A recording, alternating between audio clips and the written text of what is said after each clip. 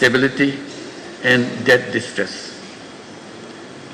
We must find sustainable energy solutions and scale up investments in renewables. Investing in health and education is critical and crucial for human capital development. A well-educated, skilled workforce drives economic growth and innovation. Countries that invest in universal healthcare see better economic productivity. Digital education, vocational training must be expanded to equip our youth for the jobs of the future. Distinguished audience, our civilization is at risk as we continue to embrace self-destructive economic values. The dominant economic model thrives on limitless consumption. It justifies over-extraction of resources and environmental degradation in the name of growth. We must shift towards sustainable economic models that prioritize people and the planet over the profit. The climate crisis poses an existential threat to humanity.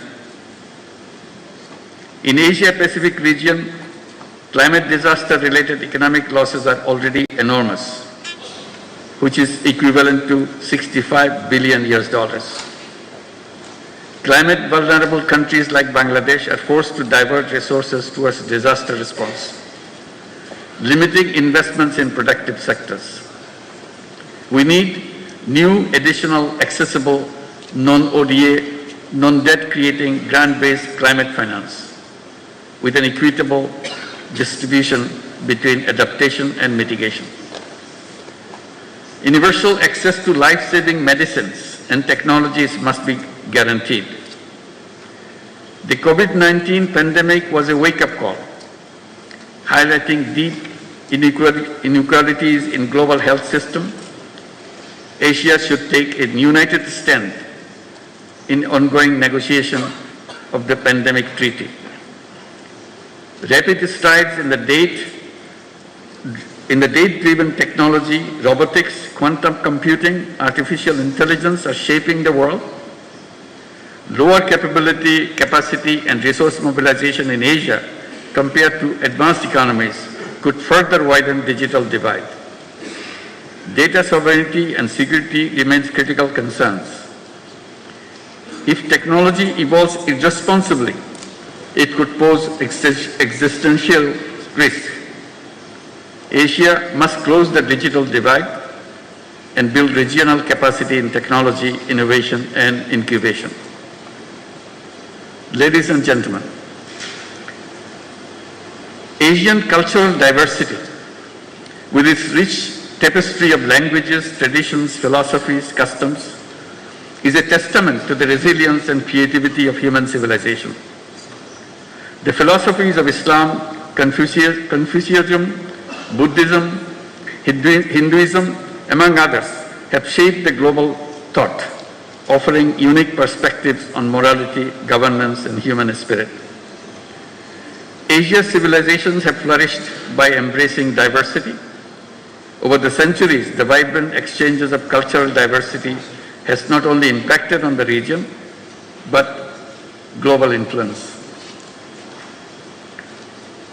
The melding of tradition and modernity, the respect for ancestral wisdom, alongside cutting-edge innovation, creates a dynamic energy that propels the region forward while honoring the deep historical roots.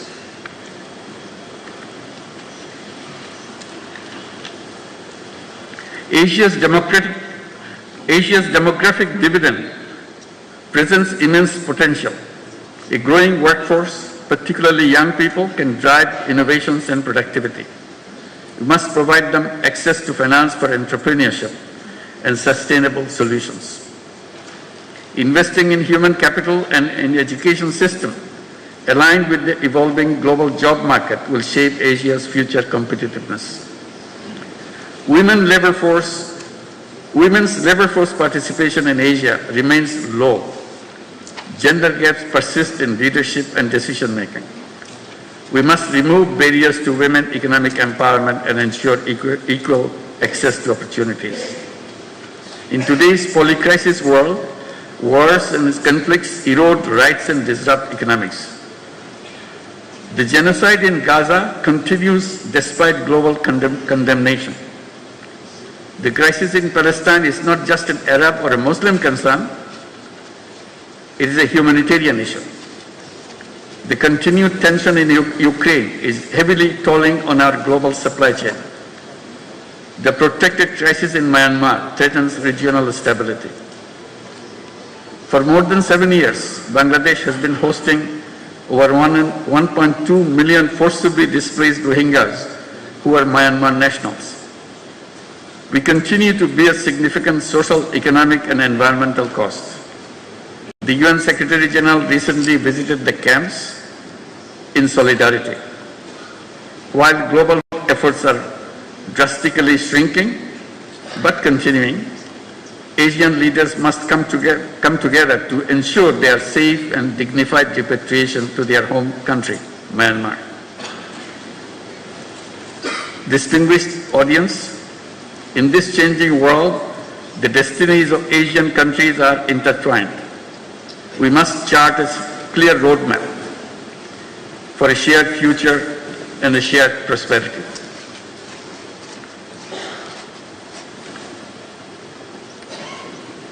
First, financial cooperation.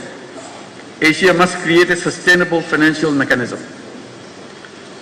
Regional NDBs and similar institutions should lead this effort. We need reliable funds that address our challenges and meet our growing demands. Second, trade cooperation. Asia remains one of the least integrated regions. This weak integration stifles investment and trade. We must work to boost trade cooperation immediately. Third, food and agricultural cooperation. We must promote resource-efficient farming. Domestic production must be enhanced for food security. We need to reduce imports reliance and achieve self-sufficiency. Expanding tech-based sustainable agricultural solutions and innovations in regenerative and climate-smart farming is key.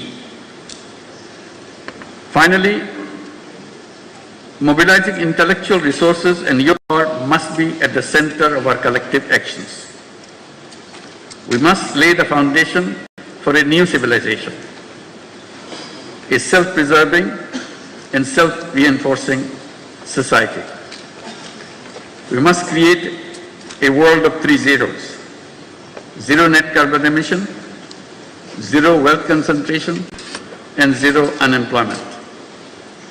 Our economy should focus on social business, which is increasingly regarded as to chart the future of business, where innovation, purpose, and responsibility converge. Boao Forum and other similar initiatives in Asia should enhance collaboration of youth and entrepreneurs, and particularly youth entrepreneurs, to make Asia a better place for our generations to come. As I mentioned, always, every young person should grow up as a 3-0 person, with zero net carbon emissions, zero wealth concentration, and zero unemployment through entrepreneurship and social business. This is the shared future we in Asia must create together. Thank you very much for your attention.